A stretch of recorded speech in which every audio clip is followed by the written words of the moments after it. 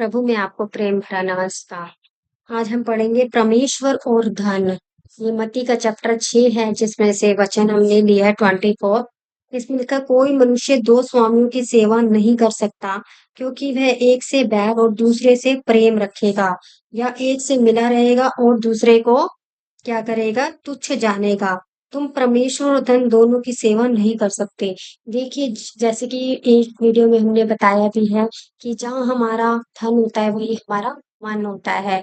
तो कोई भी व्यक्ति दो चीजों की सेवा नहीं कर सकता, या तो परमेश्वर की सेवा करेगा या अपने धन में, क्योंकि जिसका मन धन में लगा है वो परमेश्वर को पूछेगा ही नहीं, क्योंकि उसकी उससे हर एक नीड फुलफिल हो रही है। उसका मन कहाँ लगा रहेगा?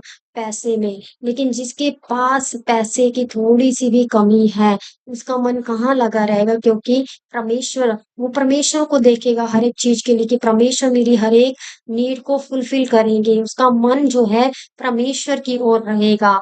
लेकिन जो एक धनवान व्यक्ति है जिसकी हर एक चीज पूरी हो रही है और पैसे उसके भरपूरी है, उसको किसी चीज की ऐसे मांगने की जरूरत नहीं पड़ रही, उसको लग नहीं रहा, तो फिर वो परमेश्वर को इम्पोर्टेंस नहीं देगा, क्योंकि उसको लग रहा है मेरे पास तो हर एक चीज है। परमेश्वर को इतना धन्यवाद नहीं देगा। हाँ, रिचुअल्स को जरूर फॉलो करेगा, इधर उधर करेगा जाएगा, है ना। परमेश्वर के नाम को जानता तो होगा लेकिन उसकी गहराई में वो जाना नहीं चाहेगा। इतना टाइम परमेश्वर के साथ स्पेंड नहीं करना चाहेगा, क्योंकि वो और चीजों में व्यस्त होगा, घूमने में, अपनी किटी पार्टीज में, अपने इधर उधर दोस्तों के साथ जाने में, है ना। ये सब उसके जीवन में होगा। परमेश्वर की संगति उसके जीवन में नहीं होगी, क्योंकि उसका मन कहाँ लगा हुआ है?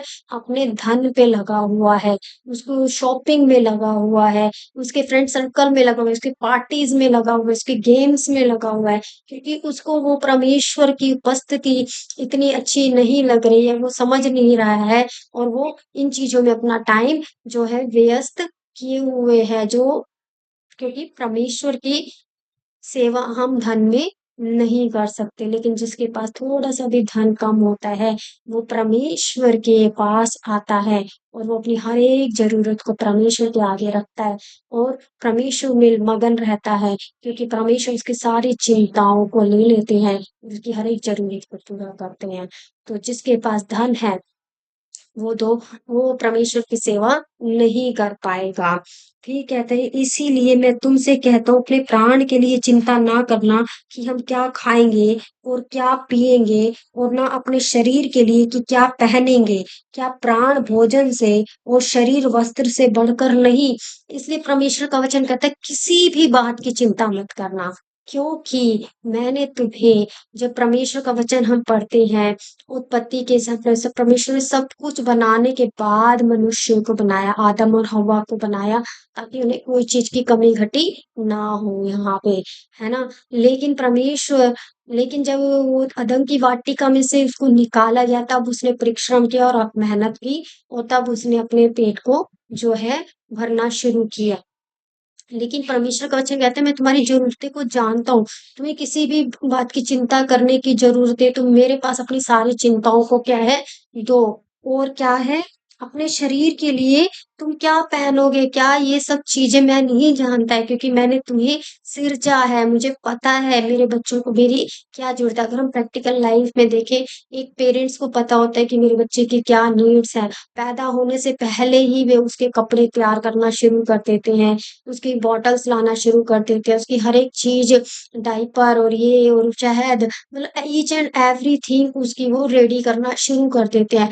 तो सोचो हमारा स्वर्गीय पिता हमारी क्यों नहीं चिंता करेगा? वो हमें समय पे क्यों नहीं चीजें प्रोवाइड करेगा? जब हम एक मनुष्य होके, माता पिता जब हम हैं, अपने बच्चों की इतनी केयर करते हैं, तो स्वर्गीय पिता जो परमेश्वर है, जिसने पूरी सृष्टि को बनाया, जिसके बच्चे हम हैं, तो वो हमारी हमसे ज्यादा कई अद्भुत तरीके की जो है जरूरतों को जानता है और पूरी करना भी जानता है और समय पे करता भी है। लेकिन हमें अपनी चिंता खुद चिंता जो है खुद करने लगते हैं कि हमें ये मिलना चाहिए, हमें वो करना चाहिए। हम ज्यादा समझदार हो जाते हैं, हमें लगता है कि अब हम कमाने वाले हो गए हैं। ठीक है, काम करना, काम करने के लिए परमेश्वर ने मना नहीं किया है, लेकिन परमेश्वर ने कहा है कि तुम मेरे प्रथम स्थान परमेश्वर को दो और काम भी करना है हमें, लेकिन बिना चिंता के कि कब कैसे क्या होगा। परमेश्वर ने हर एक की चीज की सुविधा बनाई है और वो हमें समय पे हर एक चीज को प्रोवाइड करेगा। यहाँ पे हमारा मीनिंग ये नहीं है कि हम काम ना करें, हम आलसी बने रहे, नहीं।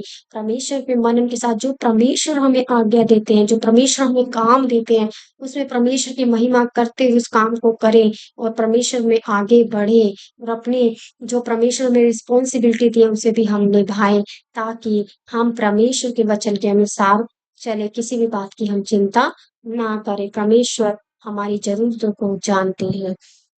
आकाश के पक्षियों को देखो, वे ना बोते हैं, ना काटते हैं और ना खत्तों में बटोरते हैं, फिर भी तुम्हारे स्वर्गीय पिता उनको खिलाता है। क्या तुम उनसे अधिक मूल्य नहीं रखते? तो यहाँ पे परमेश्वर का वचन हमें क्या बताता है? क्योंकि परमेश्वर कह रहे हैं, देखिए उन बर्ड्स को देखिए, उन पशु पक्षी के देखिए, वो क्या बोते हैं, क्या वो काटते हैं, क्या मैं उनको खिला सकता हूँ? तो तुम तो उनसे कई ज्यादा बढ़कर हो, क्योंकि परमेश्वर के बाद दूसरा स्थान किसे दिया गया है? मनुष्य को दिया गया है। जब हमारा परमेश्वर इन सब जानवरों को, पशु पक्षी को, पक्षियों को की रक्षा करना जानता है, तो क्या वो हमारी रक्षा नहीं कर सकता? क्या वो हम उसके लिए इतने प्रिय हैं, वो हमसे इतना प्रेम रखता है? वो सब किस लिए बनाया उसने? हमारे लिए। क्योंकि जब हम उत्पत्ति का चैप्टर पढ़ते हैं, उसने बोला इस सब पे मैंने तुम्हें, मनुष्य को अधिकार दिया है, ये सब चीजों पे मनुष्य को अधिकार दिया है। तो हम क्यों फालतू की चिंता करते हैं कि क्या खाएंगे, कैसे रहेंगे, क्या पहनेंगे, क्या करेंगे? ये हमारी चिंताएं क्यों होती है? क्या हमारा विश्वास परमेश्वर पे नहीं है? क्या हम प क्या हमारे बच्चे हम पे विश्वास ना करें, तो क्या ये माता-पिता को अच्छा लगेगा? नहीं लगेगा। तो सेम हम भी परमेश्वर पे विश्वास रखें, तो वो हमारी हर एक ज़रूरत को जानते हैं और पूरा करेंगे, है ना? अगर वो पशु-पक्षी को खिला सकते हैं, तो हमें भी खिला सकते हैं। ठीक है? और वस्त्र के लिए क्यों चिंता करते हो? जंगली सोसों को ध्यान करो कि वो कैसे बढ़ते हैं। वे ना परिश्रम करते हैं, ना कातते हैं। तो भी मैं तुमसे कहता हूँ कि सुलेमान भी अपने सारे वैभव में उनमें से किसी के समान वस्त्र पहने हुए नहीं था। यहाँ पे सुलेमान का जो है, यहाँ पे एग्जाम्पल दिया गया। सुलेमान कौन था? एक बड़ा ही राजा था। उसके वस्त्र कितने सुंदर होंगे, उसका सब कुछ होगा। लेकिन यहाँ पे परमेश्वर कहते हैं, देखिए उनके जो पेड़ पौधे हैं, जो फूल हैं, उनके ऊपर कितनी सुंदर सुंदर ओस आती है, वो भी कपड़े पहनते हैं। ऐसे कपड़े सुलेमान को भी नहीं, ये जो है सुलेमान ने भी नहीं पहने होंगे, क्योंकि वो नेचुरल है, प्राकृतिक है। उस सुलेमान के कपड़ों में तो फिर भी सिलाई कढ़ाई बुनाई मनुष्य के द्वारा हुई है, लेकिन वो जो परमेश्वर का एक रूप है, जो उनके फूलों के ऊपर आती है, एक क्या बूंदे, ओस की बूंदे, और कितनी सुंदर हवाएं चलती है। तो परमेश्वर ने कहा, जब मैं उनको इतने फूल फूलों को सुंदर कपड़े पहना सकता हूँ, कि तुम क्या तुम तो उनसे कई बढ़कर हो, मनुष्य कई बढ़कर हैं, है ना? तो हम क्या पहनेंगे इस चीज की हम चिंता ना करें। इसलिए जब परमेश्वर मैदान की घास को जो आज है और कल भाड़ में झोंकी जाएगी ऐसा वस्त्र पहनाता है, तो हे अल्पविश्वासियों, तुमको वह इससे बढ़कर क्यों ना पहनाएगा? हम देखते हैं कि हरी घास होती है पार्क में, इधर उधर बाग में, तो क्या होती है? काट दी जाती है और उसको आग में झोंक दिया जाता है, लेकिन उससे पहले वो क्या होती है? हरी भरी होती है। तो परमेश्वर कहते हैं, जब मैं उनके लिए इतनी ध्यान रखता हूँ, तो तुम तो मनुष्य हो, तुम तो कई बढ़कर हो मेरे लिए। तो तुम ये अल्पविश्वासी हो, ये विश्वास क्यों नहीं करते हो कि मैं तुम्हारे लिए सब चीजों से बढ़कर तुम्हारे लिए करने के लिए तैयार हूँ, बैठा हूँ। फिर तुम किस बात की चिंता करते हो? फिर तुम परमेश्वर में मनन क्यों नहीं करते हो? क्यों इस तरीके से तुम जो है परमेश्वर के अनुसार नहीं चलते हो? क्यों चिंता में डूबे हुए हो? पैसे को कमाने के पीछे क्यों भाग रहे हो? मैं तुम्हारे साथ हूँ और तुम्हारी हर एक जरूरत को जानता हूँ। हालेलुया। इसलिए तुम चिंता करके यह ना कहना कि हम क्या खाएंगे, क्या पिएंगे, क्या पहनेंगे, क्योंकि अन्य जाति इन सब वस्तुओं की खोज में रहते हैं, पर तुम्हारा स्वर्गीय पिता जानता है कि तुम्हें इन सब वस्तुओं की आवश्यकता है। हालेलुया। जब हम परमेश्वर में आ जाते हैं, जब हम परमेश्वर को जान जाते हैं, तो हमें किसी भी बात की चिंता करने की जरूरत नहीं है, क्योंकि हमारा स्वर्गीय पिता बैठा है और वो जानते हैं कि हमें किस चीज की जरूरत है। वो समय पे हमारे लिए मेंह बरसाएंगे, समय पे हमारी हर एक ज़रूरत को पूरा करेंगे। तो हम उनकी तरह ना करें जो और लोग कर रहे हैं, भाग रहे हैं कॉम्पिटिशन में, पैसा इकट्ठा कर रहे हैं, मकान बना रहे हैं 2-2 3-3 मंजिलें, है ना? उनको सैटिस्फैक्शन ही नहीं होती, एक मिल गया, नहीं दूसरा लेना है, दूसरा मिल गया, तीसरा ऐसी गाड़ी नहीं वैसी गाड़ी, तो वो कभी भी हैप्पी नहीं रह पाते, खुश नहीं रह पाते, सैटिस्फाइड नहीं हो पाते हैं, क्योंकि उनको केवल पैसों के पीछे भागना है, क्योंकि पैसा एक सुख शांति नहीं दे सकता, वो केवल भगाता ही रहता है इंसान को। लेकिन परमेश्वर का वचन ये कहता है, तुम उनकी तरह मत बनो, क्योंकि मैं तुम्हारा परमपिता परमेश्वर, तुमने मेरे ऊपर विश्वास किया है। तुम्हें किसी भी बात की चिंता करने की ज़रूरत नहीं है कि क्या खाएँगे, क्या पिएँगे। हाँ, जो मैंने काम तुम्हें दिया रिस्पॉन्सिबिलिटी को उसको करो, चिंता में मत पड़ो और मेरे ऊपर भरोसा रखो। मैं तुम्हारी ज़रूरत को जानता हूँ, समय पे पूरा करूँगा। तो हमें किसी भी बात की चिंता करने की ज़रूरत नहीं है। सच में प्रभु हमारा कितना ही भला है, हमारे जीवन कितने अद्भुत तरीके से काम करता है। हम चाहे थोड़ा कमाएँ, फिर भी हमारी हर एक चीज़ समय पे पूरी हो जाती है। जो परमेश्वर में विश्वास करते हैं, वो इसी में ही जयवंत है, परमेश्वर में जयवंत है, जीते हुए हैं वो, क्योंकि उन्होंने शैतान की बात को समझ लिया, वो किस तरीके से हमारे दिमाग पे कंट्रोल करता है, किस तरीके से हमें हराता है, किस तरीके से हमें कमज़ोर करता है। लेकिन जब हम परमेश्वर में होते हैं, तो हम जयवंत होते हैं, हर एक चीज़ को और शैतान को अपने पैरों तले हम कुचलते हैं और परमेश्वर में हम जयवंत होते हैं। तो इसलिए पहले तुम परमेश्वर के राज्य और उसके धर्म की खोज करो, तो ये सब वस्तुएँ तुम्हें मिल जाएँगी।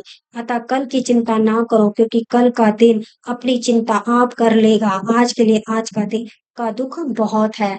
देखिए यहाँ पे परमेश्वर का वचन साफ रहता है, पहले तुम स्वर्गीय राज्य की तलाश करो। आखिर स्वर्गीय राज्य है क्या? परमेश्वर का राज्य है क्या? उसको लाने के लिए अगर हम मेहनत करते हैं, परमेश्वर के साथ जुड़ते हैं, तो वो सारी चीज़ें जो स्वर्ग की हैं, क्योंकि परमेश्वर ने बनाई हैं, वो धरती की हैं, वो भी परमेश्वर ने बनाई हैं, तो वो सारी चीज़ें हमें खुद ब खुद मिल जाएँगी।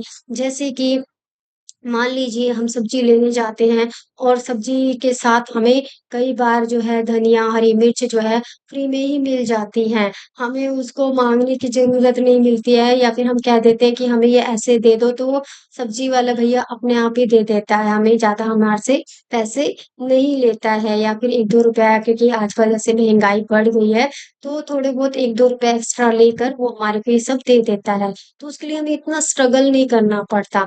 तो सेम ऐसे ही जब हम स्वर्गीय वस्तुओं की तलाश करते हैं, परमेश्वर की तलाश करते हैं, सत्य को खोजते हैं, तब परमेश्वर की जो चीज़ें हैं, परमेश्वर हमारी ज़रूरतों को जानते हैं, सारी चीज़ें परमेश्वर की बनाई हैं, वो ऑटोमैटिक हमारे पास आ जाती है कहीं न कहीं से। फिर हमें चिंता करने की, भागने की ज़रूरत नहीं, क्योंकि वो सब परमेश्वर ने हमारे लिए बनाई हैं और हमें वो मिल जाएँगी। पहले हम स्वर्गीय वस्तु की तलाश करें, स्वर्गीय राज्य की तलाश करें। वो सारी चीज़ें परमेश्वर ने हमारे लिए रखी हुई हैं, वो कहीं जाने वाली नहीं है। परमेश्वर जैसे एक माता-पिता होते हैं, उन्होंने सारी प्रॉपर्टी अपने बच्चों के नाम की हुई होती है। उनको पता होता है कि ये मेरे बच्चों की है, तो बच्चों को इधर-उधर भागने की ज़रूरत नहीं, अपने पेरेंट्स पे वो विश्वास रखते हैं कि समय आने पर वो उनके नाम कर देंगे। तो सेम ऐसे ही हमें विश्वास करना है परमेश्वर पर, समय आने पे हर एक चीज़ में कभी भी वो हमें कमी-घटी होने नहीं देंगे और समय आने पे हमारी हर एक ज़रूरत को पूरा भी करेंगे। इससे पहले हम चिंता ना करें कि कल क्या होगा, कल कैसे हमारा घर बनेगा, कल हमें रोटी मिलेगी, नहीं मिलेगी, कल हम कैसे करेंगे, इस चीज़ की ना करें। कल का दुःख कल के लिए होगा, आज का दुःख आज के लिए है। आज की जो चीज़ें हैं वो हमें मिल चुकी हैं, हम रोज़ की रोटी माँगे परमेश्वर से, जैसे परमेश्वर ने प्रार्थना भी कहा है कि ऐसे करके रोज़ की रोटी हमें दे।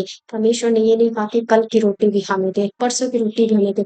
हम डेली रूटीन में परमेश्वर से सुबह उठ के प्रार्थना करें, परमेश्वर को समर्पण करें, परमेश्वर हमारी हर एक ज़रूरत को पूरा करेंगे। क्योंकि परमेश्वर का वचन कहता है कि हम हर एक चीज़ से बढ़कर हैं परमेश्वर के लिए मनुष्य। तो प्रभु क्यों ना हमें देगा। हम इस वचन के द्वारा बहुत कुछ सीखते हैं और पूरा समर्पण करें हम परमेश्वर से, और जब हम पूरा समर्पण करेंगे तो सचमुच अद्भुत काम आप अपने जीवन में देखेंगे। प्रभु इस वीडियो के द्वारा आपको बहुत आशीष करे। God bless you.